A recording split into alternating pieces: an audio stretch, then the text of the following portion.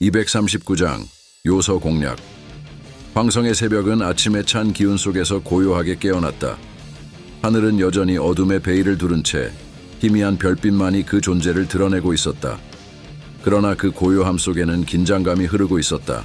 궁궐의 높은 처마 아래 서 있는 대무의 눈에는 매서운 결의가 서려 있었다. 그는 근육질의 몸을 곧게 세우고 주위를 둘러보았다. 붉게 타오르는 듯한 눈빛은 그의 마음속에 불타오르는 열정을 고스란히 드러내고 있었다. 아베오님, 대무예는 무겁게 입을 열었다. 그의 목소리는 마치 돌로 깎아낸 듯 강하고도 깊었다. 요서를 공략하게 허락하여 주소서. 요서의 거란을 제압하고 당의 침입 경로를 차단하겠습니다. 우리가 요서를 틀어준다면 당은 더 이상 우리를 감히 넘보지 못할 것입니다. 고왕은 깊은 눈으로 아들을 바라보았다. 그의 눈동자는 세월의 무게를 간직하고 있었고 얼굴에는 묘한 안타까움이 서려 있었다. 무예야, 당이 사절을 보내어 우호를 청하니 그들을 자극할 필요는 없지 않겠느냐. 내 아우 문예가 장안성에서 수기로 생활하고 있는 이때에 요서를 공략하는 것이 과연 현명한 일일지 나는 두렵구나. 고왕의 목소리에는 아들을 지키고 싶은 아버지의 애틋함이 배어 있었다. 대무예는 아버지의 걱정을 이해하면서도 마음속 깊은 곳에서 불타오르는 열정을 억누를 수 없었다.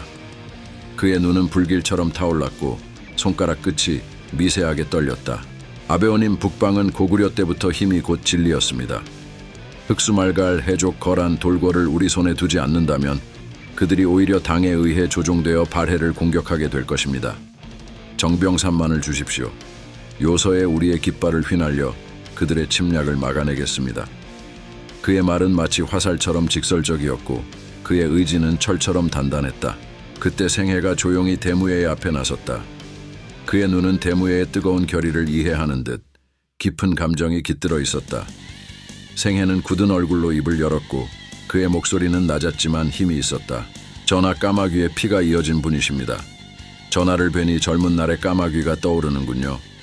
전하께서 말씀하신 대로 힘없는 평화는 결코 유지될 수 없습니다. 삼조고를 높이 들어 우리의 존재를 만천해 알리소서. 우린 삼조고의 전사입니다. 생애의 말에 대무의 가슴속 깊은 곳에서 뜨거운 피가 솟구쳤다.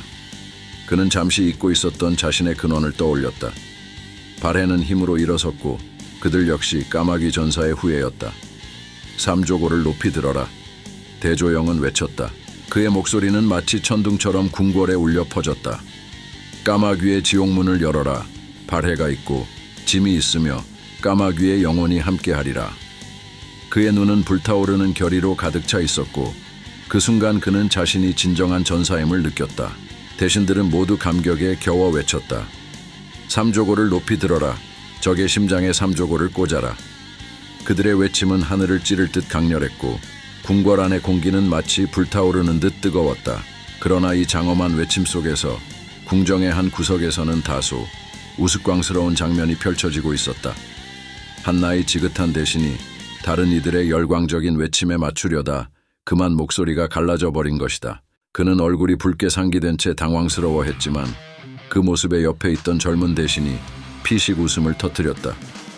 이럴 때는 차라리 침묵이 미덕인 법이죠. 적어도 목이 안 쉬게 말입니다. 그는 속삭이며 지적했다. 대조영은 그들의 웃음소리를 들었으나 얼굴에 미소를 감추지 못했다. 그 또한 이 극적인 순간 속에서 사람다운 소박한 유머를 발견한 것이다. 그의 미소는 잠시 동안 이 긴장된 분위기 속에서 작은 온기를 더해 주었다. 이처럼 발해의 아침은 뜨겁고도 인간적이었다. 긴장과 결의, 그리고 그 속에서 피어나는 작지만 소중한 순간들로 가득했다. 모든 것이 이들 사이에서 새로운 역사를 만들어 가고 있었다. 240장 요서 출진. 대무예는 느릿하게 말을 몰며 앞에 펼쳐진 대지의 정막을 감상했다. 머리 위의 하늘은 한없이 넓고 맑았으나 전장의 기운은 점점 짙어지고 있었다. 그의 뒤를 따르는 병사들은 수많은 전투에서 단련된 강인한 전사들이었지만 그들의 눈에는 어딘가 서늘한 긴장이 감돌고 있었다. 대무예는 이 긴장을 감지하며 자신이 이끄는 군대의 운명을 깊이 생각하지 않을 수 없었다. 고개를 돌려 바라본 생해와 걸사비우는 여전히 강인해 보였다. 그들의 얼굴에는 세월의 흔적이 역력했으나 그 뒤에 숨겨진 강인함과 결연한 의지는 전혀 약해지지 않은 듯했다. 생애의 눈빛은 마치 모든 것을 꿰뚫어 보는 듯한 날카로움과 함께 그의 마음속 깊은 곳에 자리한 전장의 무게를 반영하고 있었다. 걸사비우는 무뚝뚝한 표정으로 무기를 점검하며 조용히 자신의 숨을 고르고 있었다. 대무에는 그들의 경험과 용맹함을 존경했지만 이번 원정에서 그들이 상처 입을까 두려웠다. 그는 말의 고삐를 조금 더 당기며 그들에게 말을 걸었다. 감히 제가 역전의 용사이신 두 분께 부탁을 드려도 되겠습니까? 생해는 그의 말을 듣고 조용히 미소 지었다. 그의 얼굴에는 오랜 세월의 고뇌와 경험이 고스란히 묻어 있었지만 그 속에는 깊은 이해와 함께하는 묘한 평온이 담겨 있었다. 말씀해 보십시오, 태자 전하. 대무에는 잠시 망설이다가 입을 열었다.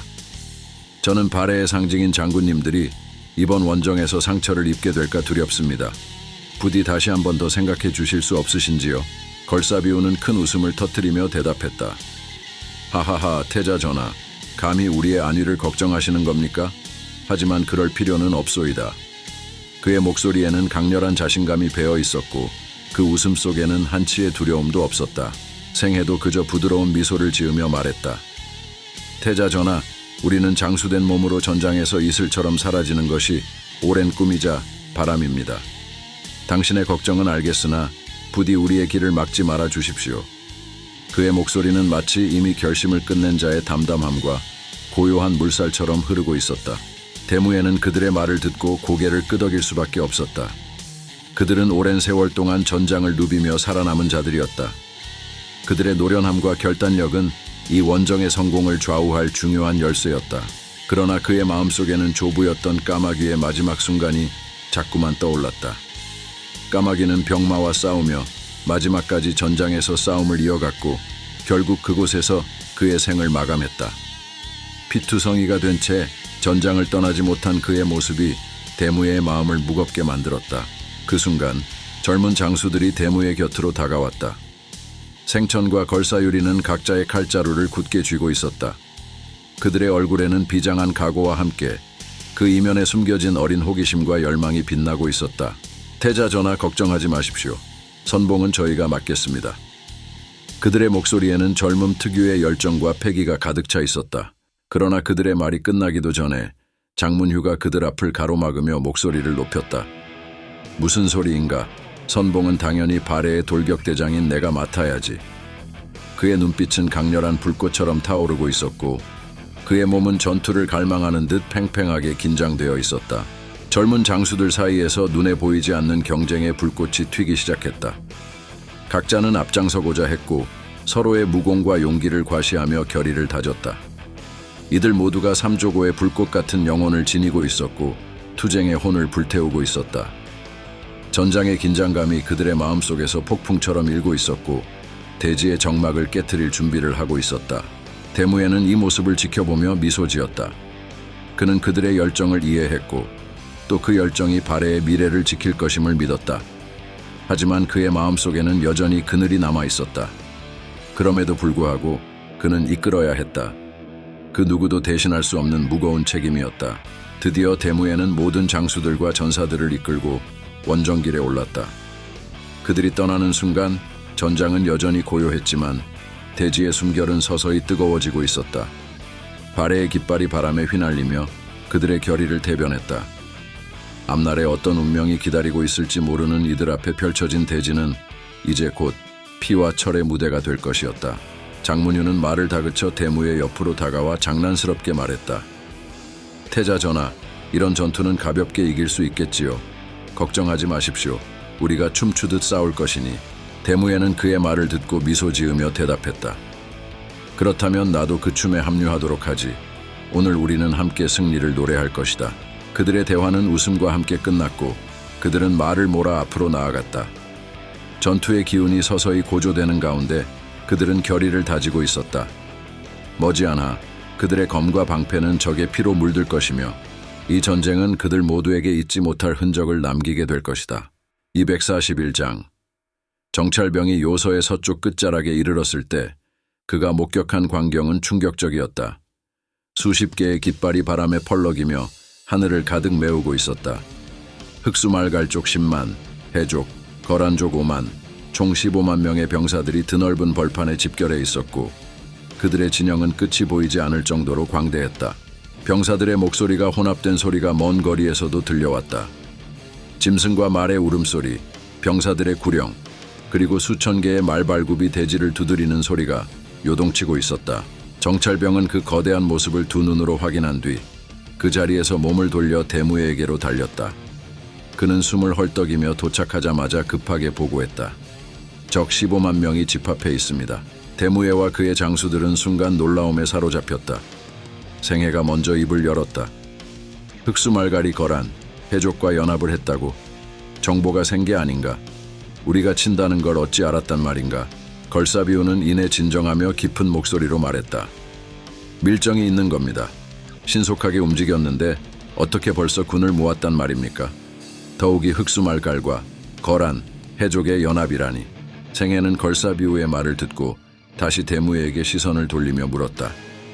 어찌하실 겁니까, 태자 전하?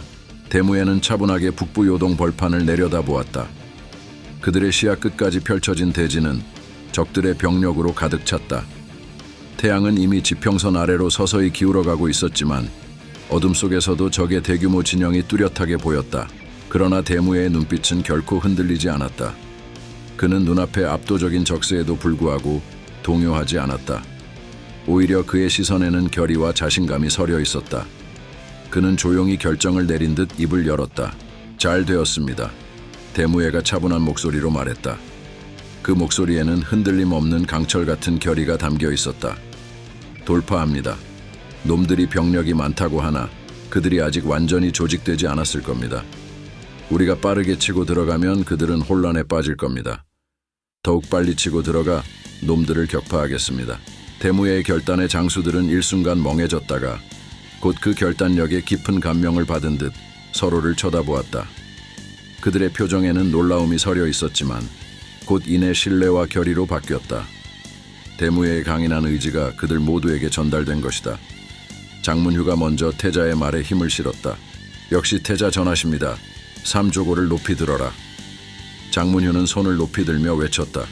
그의 목소리에는 대무예의 결정을 따른다는 굳은 의지가 담겨 있었다. 걸사비우와 생해도 곧바로 따라 외쳤다. 으하하하, 삼조고를 높이 들어라. 놈들에게 지옥을 보여주자. 발해군의 병사들은 장수들의 외침을 듣고 피를 끓게 만드는 그 소리에 호응했다. 그들은 대열을 정비하고 삼조고 깃발을 앞세운 채 전속력으로 적을 향해 진격했다. 대무예의 결단력은 발해군 전체를 하나로 묶었고 그들은 하나의 거대한 파도처럼 적을 향해 몰아쳤다. 요서 벌판은 이제 본격적인 전장의 무대로 변모했다. 대무예는 선두에서 삼조고 깃발을 높이 들고 말곶비를 강하게 잡아당겨 말을 전속력으로 몰았다.